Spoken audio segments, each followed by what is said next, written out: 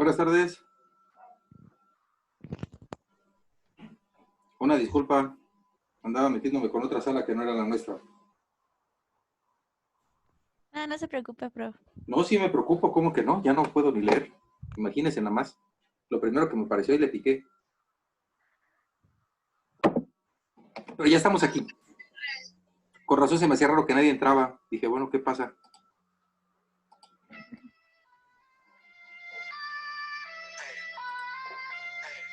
Esa está buena. Déjenla.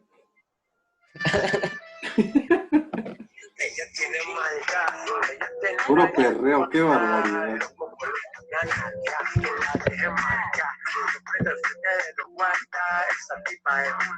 Nada más tenga cuenta que se está grabando todo, ¿eh? Y así va a subir. Pura maldad, qué barbaridad.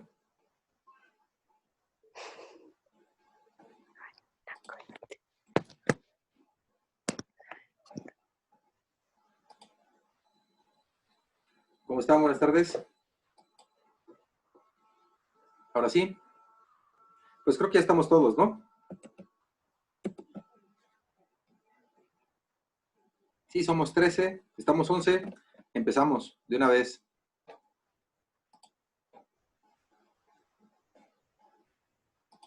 Listo. Pues vamos empezando de una vez. Déjenme ver nuestra presentación que estábamos viendo la sesión pasada.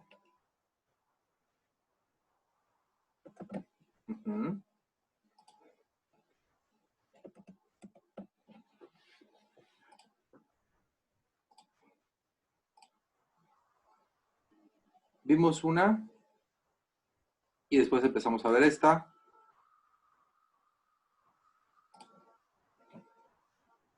No sé hasta dónde nos quedamos. Creo que apenas íbamos a empezar a verla, creo, ¿no? No me acuerdo. No, esa ya la vimos, profe. ¿Completa? Nos Llegamos quedamos. hasta donde está el dibujito de la torre. No, esta no trae torre. No, Entonces. no. No, es que lo que vamos a construir hoy, vamos a analizar. Déjenme ver. Nos quedamos en la que dice diagrama de fases, presión, temperatura y concentración. Ah, perfecto. Ok.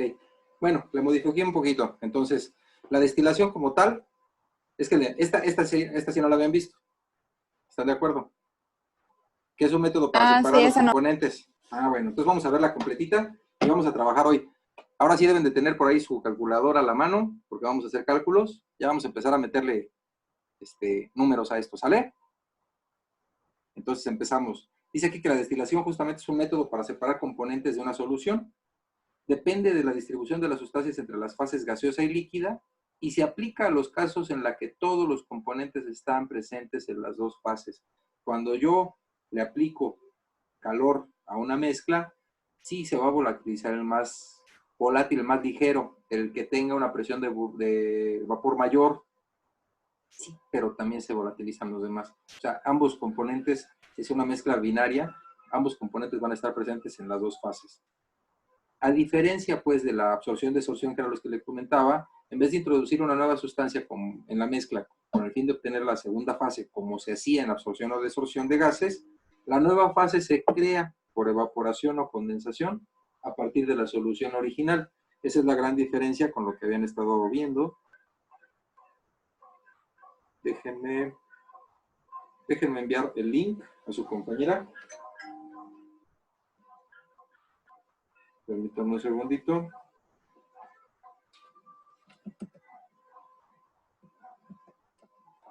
No se me vayan. Espérenme, por favor. Voy a dejar de compartir tantito porque si no, no puedo enviarle. Que me tengo que meter acá. Perdón, permítanme un segundo porque una compañera no puede entrar.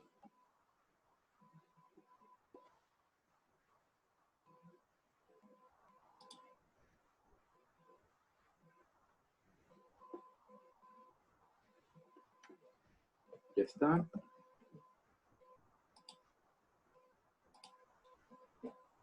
Permítanme un segundo.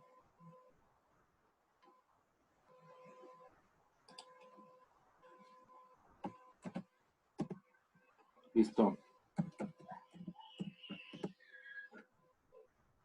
Ahora sí. Discúlpenme. Ahora sí ya. Vamos.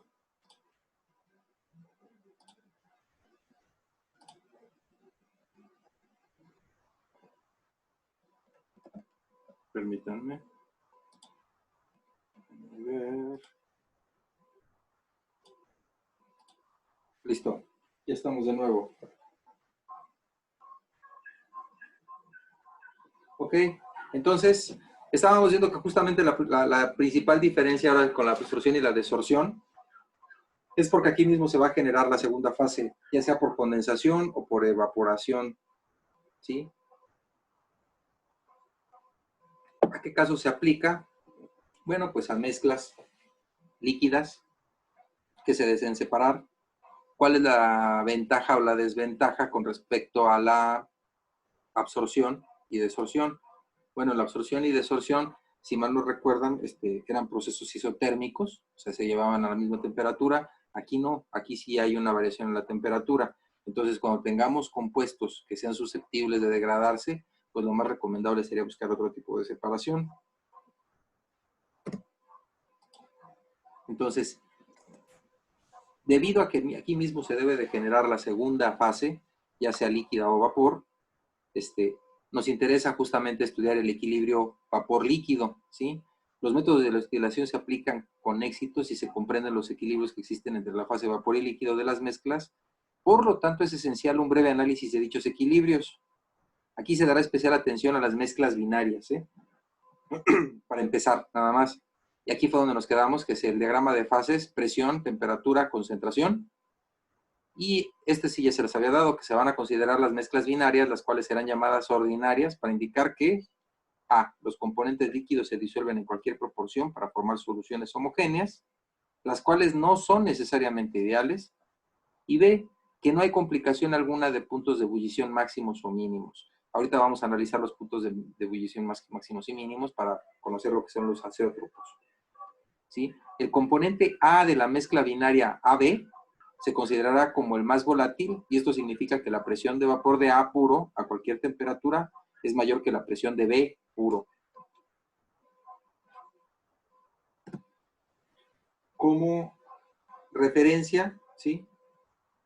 Y como ejemplo, un diagrama de fases para una especie pura, por ejemplo el agua, sí ya lo conocen y ya lo tienen bien estudiado, saben que hay un punto triple donde coexisten líquido, vapor y sólido, que existe un punto crítico donde por encima de ella no se diferencia el líquido del vapor,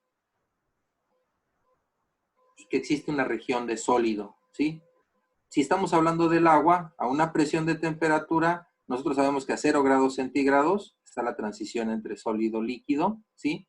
Y si nos continuamos a esa misma presión, sabemos que a 100 grados centígrados tenemos la temperatura del punto de ebullición. Esto es para un compuesto puro, pero cuando es mezcla, pues ahí ya entra una complicación más. Podemos definir aquí presión, temperatura, y si tenemos una sola especie. Pero cuando tenemos al menos una mezcla binaria, lo que ocurre es esto, que necesitamos un tercer eje donde vamos a colocar nosotros la composición. Es decir, decimos que A va a ser el más volátil, ¿sí? Y B es el menos volátil, ¿sí? Cuando tengamos 0%, o sea, 0 fracción mol de A, pues tenemos a B puro, y cuando tenemos 1, o sea, A puro, aquí tenemos 0% de B. Es por eso que para poder graficar y hacer un símil de lo que acabamos de ver, un diagrama de fases, pues tenemos que incluir este eje que es la composición, porque va a variar con respecto a la composición. Entonces, aquí donde tenemos a A puro, partimos justamente desde el punto triple, ¿sí? Para evitar las complicaciones de la fase sólida, y de aquí lo que vamos a graficar es la presión de vapor, ¿sí? Con respecto a la temperatura y la presión. Si la vemos, asciende y va hasta el punto crítico, ¿sí? Lo mismo hacemos ahora para B puro, obviamente aquí cuando tenemos 0 de A es 1 de B, y también lo hacemos desde el punto triple, graficamos su presión de vapor, ¿sí? Y esta es la curva que obtenemos. Para conocer con respecto a la composición, su comportamiento de la presión de vapor, lo que necesitamos es hacer cortes para poder analizar más correctamente a presión constante y a temperatura constante. Eso fue lo que estábamos analizando la sección pasada, la vez pasada. Y lo que tenemos aquí es un equilibrio a presión constante para las fases vapor líquido, ¿sí? Cuando hay una presión constante, lo único que vamos a variar es la temperatura. Me voy a regresar a la anterior. Si esa presión constante es esta, es esta, es esta, y lo que se está variando aquí es la temperatura. Esto, el corte, es esto. Y esto es lo que vamos a construir hoy, ¿sí? Este diagrama que le llamamos TXY, es decir, temperatura, X, Y, vapor y líquido. Esta curva de aquí abajo se obtiene al graficar la composición en el líquido con respecto a la temperatura, y la curva de acá arriba se obtiene de graficar la composición en el vapor con respecto a la temperatura. Esta parte de acá arriba son los puntos de rocío, mientras que estos de acá abajo son los puntos de burbuja, ¿sí? Ahora bien, por ejemplo, si tuviéramos esta mezcla, bueno, este punto de aquí, a esta condición de temperatura y a esta composición, ¿cómo podríamos saber nosotros qué cantidad de vapor y qué cantidad de líquido hay? Bueno, pues a partir de la regla de la palanca. ¿Sí la recuerdan? No, profe. Creo que sí. Bueno, Más o fíjense, menos, profe. fíjense, aquí tenemos D más F, son los puntos, ¿no? Aquí en F es puro vapor y aquí en D es puro líquido. Pero aquí tenemos este punto en E, entonces tenemos una mezcla, ¿sí? Es una mezcla. Entonces, ¿cuántos moles tenemos de líquido y cuántos moles tenemos de vapor? Bueno, pues simplemente con un balance. Si quieren lo hacemos para que nos dé justamente que los moles de D con respecto a los moles de F, es decir, los moles de líquido con respecto a los moles de vapor, no es otra cosa más que los segmentos. El segmento EF, esta parte de aquí, ¿sí? Nos representa la cantidad de líquido, y el segmento DE, es decir, esta parte de aquí, nos representa la cantidad de vapor, ¿sí? Conforme se acerca más a este punto, se va haciendo menos el líquido y más el vapor, ¿sí se ve? Hasta que llega al 100% vapor. Ahora, si fuéramos para acá, conforme se acerca más hacia el líquido, se va haciendo mayor, ¿sí? Esta parte de acá, el segmento EF, que representaría al líquido, y se va haciendo más pequeño el vapor. Voy a dejar de compartir aquí y nos vamos al pizarroncito. Nada más recuerden que es una mezcla D más F, ¿sí? Nos va a dar E. ¿Sí están de acuerdo?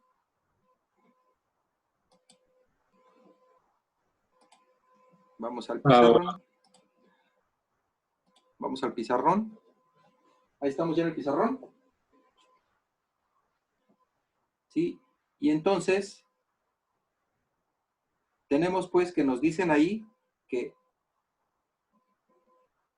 D más F nos va a dar a E. ¿Sí están de acuerdo? Ahora, por componentes, porque este es el líquido y este es el vapor y esta es la mezcla como tal. Vamos a dejarlo todo en función de X, ¿sí? Para el componente más volátil, digamos. Sería D por XD más F por XF va a ser igual a E por XD, ¿sí? Ahora, yo sé que E es igual a D más F. Vamos a sustituirlo. De XD más F por XF va a ser igual a, en lugar de E voy a poner D más F por XD, ¿sí? De XD más F de XF es igual a D XE más F XE. Ahora, vamos a agrupar términos y a factorizar. D, que multiplica a XD, me lo voy a traer para acá, pasa como signo negativo, XE, más F, que multiplica a XF, menos XE, Esto es igual a 0. ¿Sí están de acuerdo? Ahora, como es igual a 0, pues este lo voy a pasar para el otro lado. Entonces me queda como D, XD, ay, déjenme borrar.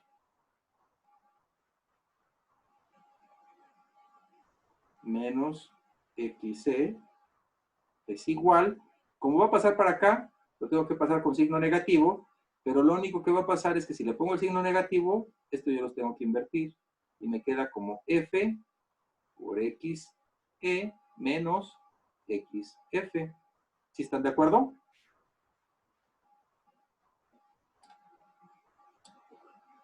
Y de aquí, al hacer el cociente de D sobre F, ¿sí? Este lo voy a dejar aquí, este lo voy a pasar para acá, entonces este se queda, la composición en E menos la composición en F sobre la composición en D menos la composición en E.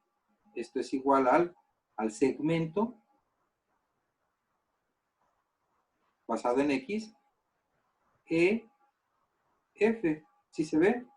Y este de aquí abajo es el segmento de E. ¿Sí? Este sería el líquido y este sería el vapor. ¿Sí? Vamos a ver si es cierto. Me voy a regresar a la presentación.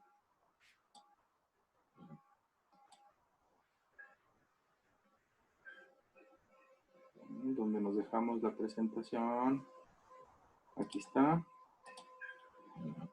Aquí está. Entonces, los moles de D, de líquido, es el segmento EF. Es decir, yo tomo la medida, así con una regla, si ustedes gustan, de aquí a acá, me va a representar los moles, ¿sí? Pero es un cociente, ¿sí? Los moles que hay, estos serían los moles que hay de D, de líquido. Y el segmento DE, esta parte de aquí, aquí, va a representar los moles que hay de vapor, ¿sí? Y tiene todo el sentido, nada más acuérdense, si está aquí pegado aquí, ese es líquido. Y conforme avanza, ¿sí? Conforme comienza a desplazarse hacia acá, ¿sí? Aquí es líquido y va pasando hasta que llega hasta acá, es vapor completamente. Y este vapor está en equilibrio con este líquido a esta temperatura. ¿Sí están de acuerdo? Bueno, yo creo que sí, porque no me dice nada. Profe, Sí, profe. Sale. Sí, porque si no me siento muy solo aquí. No lo queremos interrumpir. Ah, no, ustedes interrúmpanme, no se preocupen. Para eso estoy. Estamos copiando, profe. Ah, perfecto, ok. No quieren que me regrese al pizarrón ni nada, ¿verdad? Vamos bien. Sí, vamos bien. Perfecto. Entonces, a esta temperatura, este líquido está en equilibrio con este vapor. Y así sucesivamente. ¿Cuántos equilibrios puedo tener? Pues cuántas líneas yo pueda trazar aquí. Entonces, vemos aquí que realmente para una mezcla binaria ya no tiene sentido la temperatura del punto de ebullición, sino más bien es un intervalo en la temperatura del punto de ebullición. ¿Y a qué me refiero con eso? Vamos a suponer que estamos aquí en este punto, en el punto G, ¿sí? En el punto G, si se dan cuenta, estamos como líquido y como líquido subenfriado, ¿sí? Ahora, si yo esta mezcla que tengo aquí, ay, perdón, esta mezcla en esta temperatura, ¿sí? Le comienzo a subir la temperatura a esta mezcla hasta que toca H. Aquí en H, ¿sí? Yo lo tengo como líquido saturado, ¿sí? Cuando toca aquí este punto, la primer burbuja que aparece tiene la composición J, es decir, es rica en el componente más volátil. Si yo tengo mi sistema cerrado y sigo elevando la temperatura, obviamente va a llegar, por ejemplo, aquí. En este punto, si yo hubiera trazado aquí un punto, ¿sí? En este punto yo tendría esta cantidad ¿por qué me haces esto? Esta cantidad, ¿por qué me haces esto? Aquí. Esta parte sería la responsable del líquido y esta parte la del vapor. Sigo aumentando la temperatura hasta que llegue a este punto y aquí ya es totalmente vapor, ¿sí? Vapor saturado. Si sigo aumentando la temperatura va a llegar hasta O y aquí es un vapor sobrecalentado. Partí de un líquido subenfriado, llego a un vapor sobrecalentado. Y entonces, para que yo evapore esa mezcla, este punto G, va a llegar desde que sale la primera burbuja hasta que se acaba la última burbujita, la última gotita. Entonces, este es un intervalo de ebullición, si se dan cuenta. Todo esto es el intervalo de temperatura donde va a ebullir mi mezcla. Todo ¿sí? Entonces ya no tiene sentido hablar de una temperatura del punto de ebullición, sino más bien de un intervalo de temperaturas de ebullición. Entonces, con estos datos que yo tengo de este gráfico de XY, yo puedo trazar todos los equilibrios líquido-vapor, ¿sí? A esta temperatura y ya los puedo colocar en mi gráfico normal y regular que yo conozco como equilibrio, ¿sí? Esta curva me representa, cada uno de estos puntos me representa un equilibrio entre el líquido y el vapor. Es decir, este punto P, ¿sí?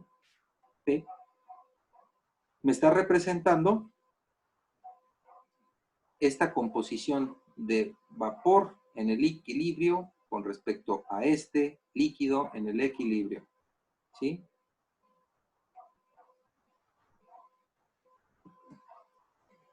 Ahora, si la temperatura es constante, ¿sí?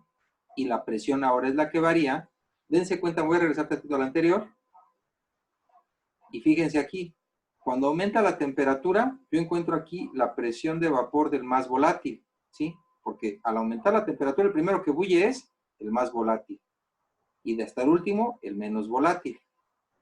Pero ahora, con respecto a la presión, ¿sí? Se invierten. Ahora, yo tengo una temperatura constante y lo que voy a hacer es elevar la presión. Yo parto aquí de un vapor, aquí es un vapor sobrecalentado, ¿sí están de acuerdo? Y conforme aumento la presión, el primero que voy a encontrar es el que tiene su presión de vapor mayor, ¿sí? Estoy partiendo ahora del punto R y estoy elevando la presión hasta que llego al punto S, donde estoy tocando el punto de rocío. Aparece la primer gotita de líquido, ¿sí? Y esta tendría su composición aquí, en el líquido, ¿sí? Aquí. Esta sería su composición, ¿sí? Y esto estamos partiendo de un vapor. Si sigo presurizando el sistema, le sigo aumentando la presión, va a llegar a este punto, donde en este punto yo tengo líquido saturado, ¿sí? Líquido saturado que estaría en equilibrio con el vapor a esta concentración.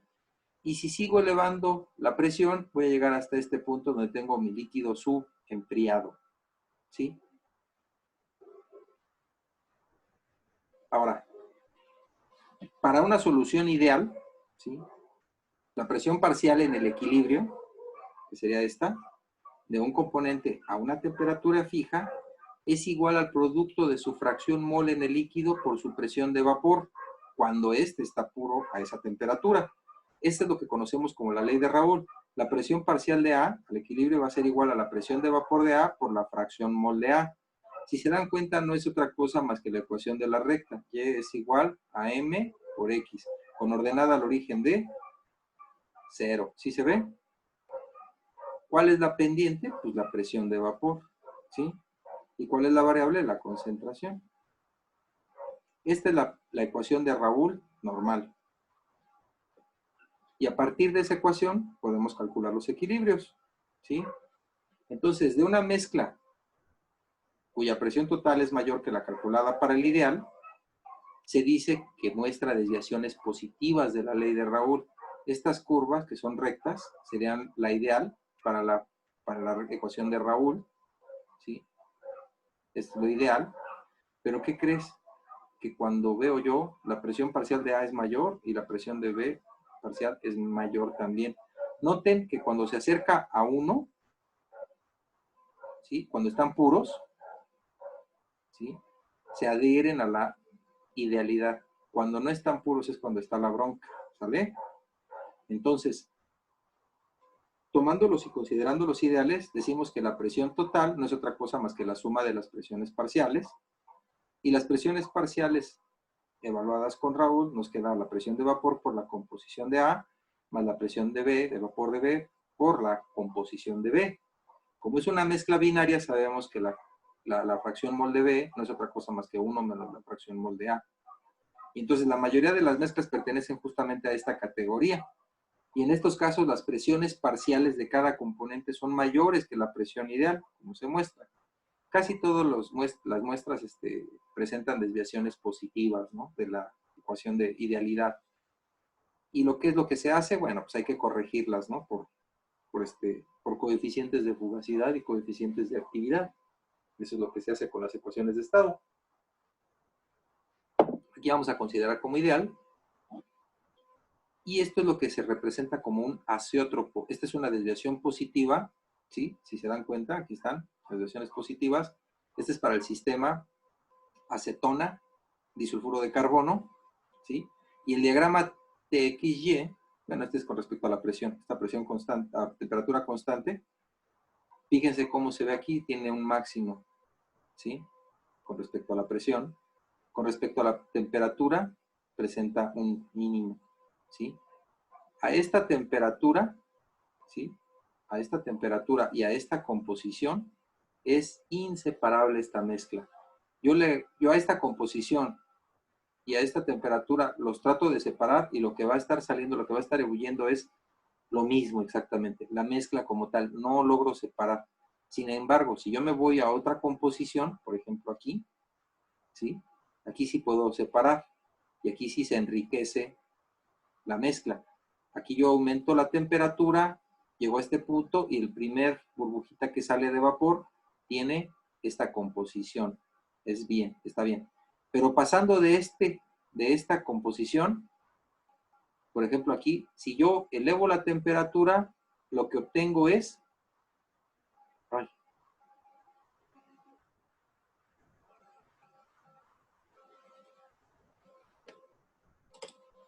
perdón, me secó.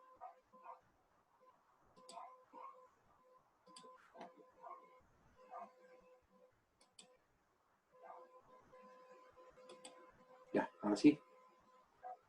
Entonces, lo que yo obtengo son composiciones menores, o sea, no me sirven ya no me sirven para separar, ¿sí? Y el diagrama de equilibrio de esta mezcla de disulfuro de carbono con acetona se va a ver así de este tipo. Yo puedo separar hasta cierta composición, hasta punto 6, si lo ven aquí, arribita de punto 6. Por arriba de, yo ya no puedo separar esta mezcla, es imposible. Eso es lo que se llaman azeótropos. Y los azeótropos no son del todo malos. Ya les he comentado que, por ejemplo, para mezclar combustibles, como por ejemplo el etanol con la gasolina, se necesita que se forme un azeótropo para que a condiciones atmosféricas, cuando se volatilicen ambos los dos y se puedan quemar correctamente, porque si uno volatiliza y el otro se queda ahí, pues no tiene caso estarle agregando otro combustible que realmente no se va a quemar y va a causar problemas de contaminación. Ahora, las desviaciones negativas del comportamiento ideal es el caso inverso. Estas líneas son la ideal, ya quedamos que es una línea recta, esta es la de Raúl, son las presiones de vapor, pero ahora representa menor. Entonces, la presión total de un sistema en el equilibrio es menor que la del valor ideal. Se dice entonces que se desvía negativamente de la ley de Raúl, y una situación de este ejemplo se muestra en esta figura, pero no son muy comunes, ¿sale? Nada más lo que sí vale la pena. Uy, nos quedan 10 minutos. Yo creo que sí acabamos para empezar con problemitas. Entonces, aquí tenemos algunas muestras nada más del tetracloruro de carbono con acetona que presenta máximos, azeótropos máximos, ¿sí? Y este sería su diagrama de equilibrio. Imagínense cómo voy a separar esto, pues yo lo puedo separar nada más a partir de mezclas de una concentración alta de acetona. Por debajo de no las puedo separar, es imposible. Entonces los acétropos de puntos de ebullición máximos son menos comunes que los de punto de ebullición mínimo. Estos son casos aislados. Entonces, para diagramas, los estábamos viendo, temperatura, composición en el líquido, composición en el gas, solo se requieren los siguientes datos para construir un dicho diagrama: presión constante, se considerarán ideales en este caso. Entonces necesitamos la presión de vapor de ambos componentes, ¿sí? La presión del sistema a evaluar, la temperatura de ebullición de ambos componentes y el punto de ebullición en función de la presión, la composición y la temperatura. Eso es lo que vamos a obtener con estos diagramas. Entonces, en el Treival, que es el libro que vamos a llevar más o menos de cajón, nos recomiendan el ejemplo 9.1, es un ejemplo ya hecho. Nosotros lo vamos a hacer para que vean si se puede o no se puede. Y nos dice el ejemplo 9.1 de Treival: calcular los equilibrios vapor-líquido a la presión constante de una atmósfera para las mezclas de N-pentano con N-octano, las cuales, según se prevé, forman soluciones ideales. Si se forman soluciones ideales, vamos a poder utilizar nuestra ley de Raoult y evaluar la composición en el líquido, la composición en el gas y demás.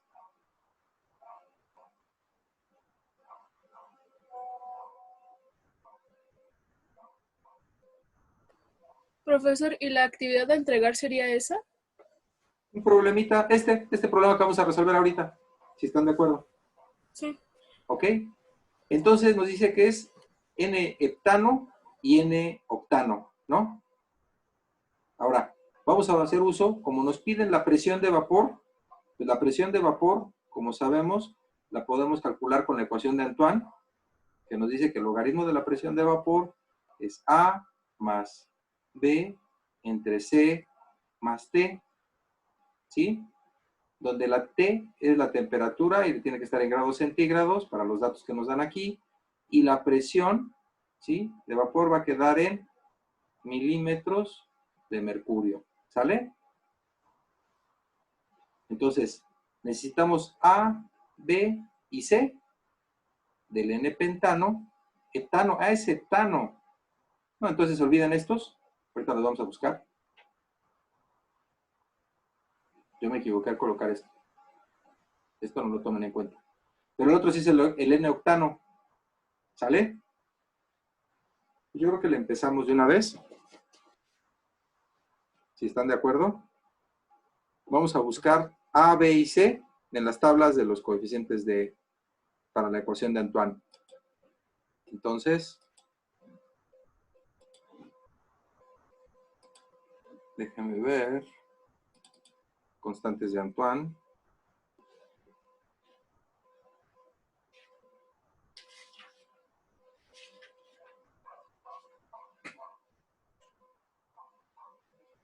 N-heptano.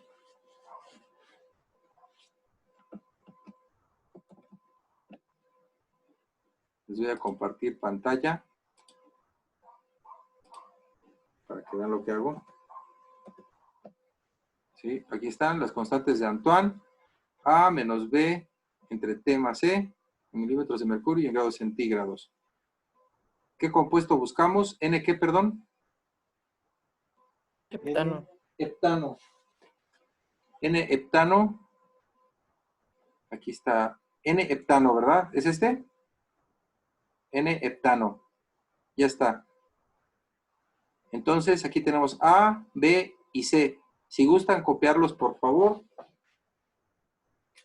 El A del N-heptano. Sí, aquí está el heptano. El A es 6.87. 689. El B es 1238.122. Y el C es 219. Es el N-heptano. ¿Sí? Y N-octano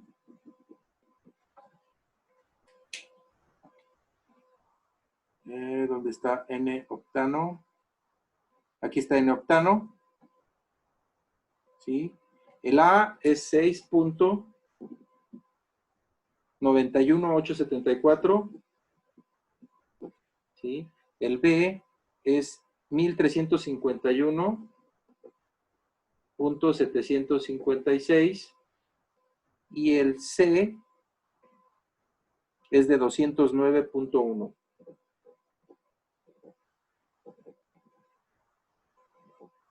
¿Ya está? Profe, ¿en el C heptano es 219 así o también tiene decimal? N-heptano, ¿verdad? Sí. Ay, no, espérame. N-heptano. Aquí está N-heptano. Yo me Es equivoco. 216. Es 216. Sí, estoy equivocado. Son 216.823. ¿823? Sí. ¿Sí lo alcanza a ver? Sí, es que como que se me cuatrapea porque hay muchos números. Sí, a Pero mí sí, ya lo también. vi. A mí también, por eso me andaba equivocando. Nos quedan 3 minutos. Ajá. Pero mientras vamos a ir planteando las ecuaciones. Ya tienen estos valores, ¿verdad? Ya, profe. Ok, de acuerdo. Entonces regresamos a nuestro pizarrón. ¿Sale? Y ahora sí comenzamos a plantear las ecuaciones con las que vamos a trabajar. Entonces, se supone pues que vamos a estar trabajando a la presión total de una atmósfera, que es igual a 760 milímetros de mercurio, ¿sale? Y nos dice pues que la presión total es igual a la presión de A más la presión de B, la presión parcial de A y la presión parcial de B. Pero, suponiendo las condiciones ideales, sabemos que la presión parcial de A va a ser la presión de vapor de A por la fracción mol de A, más la presión de parcial de B va a ser la presión de vapor de B por 1 menos la fracción mol de A, si están de acuerdo. ¿Sí?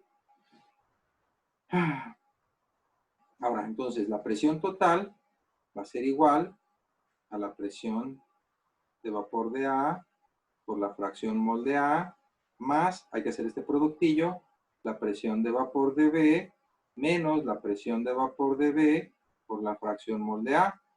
Este que está solito, pues lo voy a pasar para acá y me queda que la presión total menos la presión de vapor de B va a ser igual a la presión de vapor de A por X de A menos la presión de vapor de B por X de A. Esta parte la voy a factorizar. Entonces, X de A, que multiplica la presión de vapor de A, menos la presión de vapor de B, si están de acuerdo. Entonces, ya puedo yo despejar de aquí la fracción mol de A. Y entonces, la fracción mol de A, o sea, la composición en el líquido, la voy a poder conocer. Nos quedan menos de un minuto. Regresando, planteamos esta ecuación, hacemos todos nuestros cálculos. ¿Sale? Sí, profe. Sí, profe. Hola, profe. Sí, profesor. ¿Vamos bien? Sí. Sí. De Sí. acuerdo. Muchas gracias. Nos vemos ahorita a las 8. ¿Sale? Profe, Vale. ¿va a ser el 9. mismo ID? Sí, es el mismo. Ok. Ah. Gracias. Sale. Gracias. Ahorita nos vemos. Gracias, profe. Bye, bye.